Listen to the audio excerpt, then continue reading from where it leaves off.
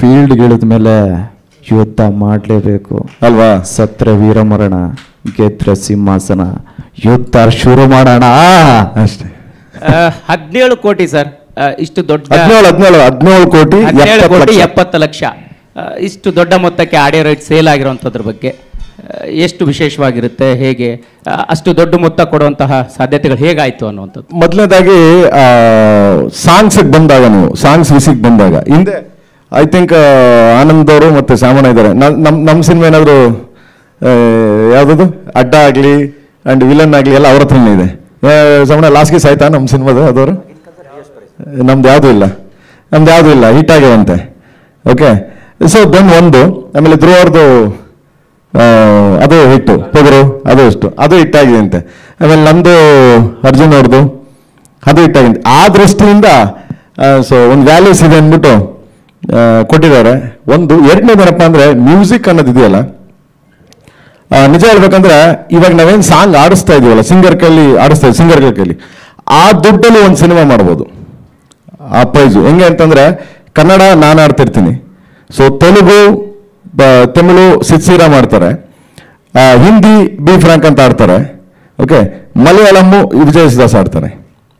The first Indian cinema orchestra, highest orchestra ಮಾಡಿರೋದು ಅಂದ್ರೆ 260 ಜನ ಮೇಲೆ ಮಾಡಿದೀವಿ. ಅದಲ್ದೇನೆ ನಿಮ್ಗೆ ಶಿವಮಣಿ ರಿದಮ್ ಮಾಡಿ ಒಂದು ಸಾಂಗ್ನ 3 ಜನ ರಿದಮ್ ಮಾಡಿದ್ದಾರೆ. ಅಂದ್ರೆ ಫಸ್ಟ್ ಟೈಮ್ ಒಂದು ಸಾಂಗ್ನ 3 ಜನ ಶಿವಮಣಿ ಮಾಡಿದ್ದಾರೆ.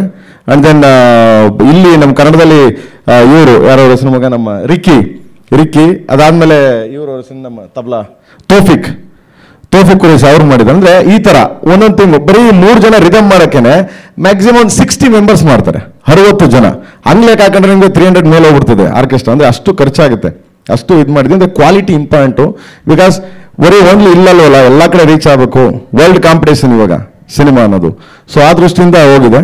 ಆಮೇಲೆ ಹಿಂದೆ ಒಂಚೂರು ಮಾರ್ಕೆಟ್ ಅಲ್ಪ ಸ್ವಲ್ಪ ಮ್ಯೂಸಿಕಲ್ಲಿ ನಮ್ದು ಏನು ಅಲ್ಪ ಸ್ವಲ್ಪ ಹೆಸರು ಇರೋದ್ರಿಂದ ಒಂಚೂರು ಮ್ಯೂಸಿಕ್ ಏನೋ ಚೆನ್ನಾಗಿ ಮಾಡ್ತಾರೆ ಕಣೆ, ಅರ್ಜುನ್ ಜನ್ಯ ಪ್ರೇಮ್ ಎಲ್ಲ ಸೇರ್ಕೊಂಡು ಏನೋ ಮಾಡ್ತಾರೆ. ಆಮೇಲೆ ನಮ್ಮ ಧ್ರುವ ಅವನೇ ಚೆನ್ನಾಗಿ ಆ್ಯಕ್ಟ್ ಮಾಡ್ತಾನೆ, ಚೆನ್ನಾಗಿ ಡ್ಯಾನ್ಸ್ ಮಾಡ್ತಾನೆ, ಅದಕ್ಕೆ ಕಾಸು ಕೊಟ್ಟವ್ರೆ. ಅಷ್ಟು ಕಾಸು ಅಲ್ಲ, ಎಷ್ಟು ಮಟ್ಟಿಗೆ ಮ್ಯೂಸಿಕ್ ಮಾಡಿದ್ದಾರೆ ಅಂದರೆ, ಒಂದು ಸಣ್ಣ ಎಕ್ಸಾಂಪಲು, ನಮ್ಮ ಎಡಿಟರ್ ಹತ್ರ ಹೋಗಿ ಗುರು ಯಾವುದೋ ಒಂದು ಸಾಂಗ್ ಕಂಪೋಸ್ ಮಾಡಿದಾರಲ್ಲ ಅಂತಾರೆ. ಇಲ್ಲ, ಲ್ಯಾಪ್ಟಾಪ್ ಓಪನ್ ಮಾಡ್ಬಿಟ್ಟು ಹಾಕು ಅಂದರೆ, ಬಾಸ್ ಓಪನೇ ಆಗಲ್ಲ ಬಾಸ್, ಅಷ್ಟು ಟ್ರ್ಯಾಕ್ಸ್ ಇದೆ ಅಂತಾರೆ.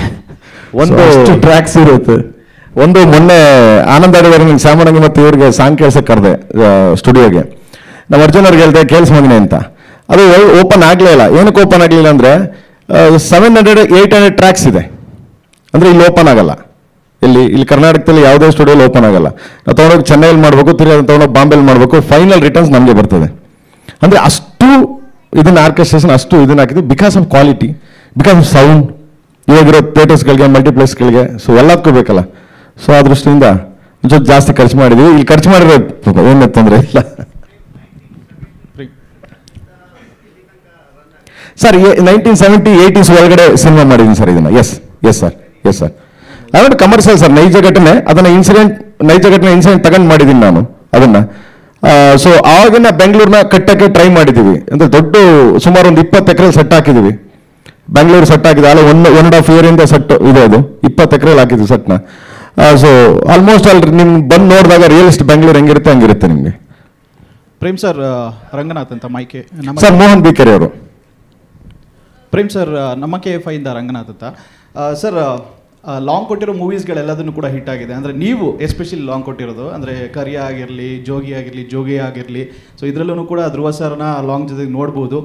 ಸೊ ಕರಿಯ ಆಲ್ಮೋಸ್ಟ್ 675 ಡೇಸು, ಮತ್ತು ಜೋಗಿ 100+ ಡೇಸು. ಸೊ ಒಂದೇ ಸ್ಕ್ರೀನ್ನಲ್ಲಿ ತುಂಬಾ ಶೋಸ್ಗಳನ್ನ ಕಂಡಿತು. ಸೊ ಈ ಮೂವಿ ನಾವು ಇವಾಗಿನ ಬಿಸ್ನೆಸ್ ನಡೀತಾ ಇರೋವಂಥ ಒಂದು ಟೈಮ್ನಲ್ಲಿ ಎಷ್ಟು ಡೇಸ್ಗಳನ್ನ ಎಕ್ಸ್ಪೆಕ್ಟ್ ಮಾಡ್ಬೋದು ಸರ್? ಅಂದರೆ ಡೇಸ್ ಅಂದರೆ ಲೆಕ್ಕ ಸರ್, ನನಗೆ ಆ್ಯಕ್ಚುಲಿ ಒಂದು ಮೂವಿ 100 ಡೇಸ್ನ. ಓಕೆ. ಆಮೇಲೆ ಮೊದಲನೇದೊಂದು ಕ್ವಶನ್ ನೀವು ಕೇಳಿದ್ರಿ, ಲಾಂಗ್ ಕೊಟ್ಟಿದ್ದೀರಿ ಅಂತ. ನಾನು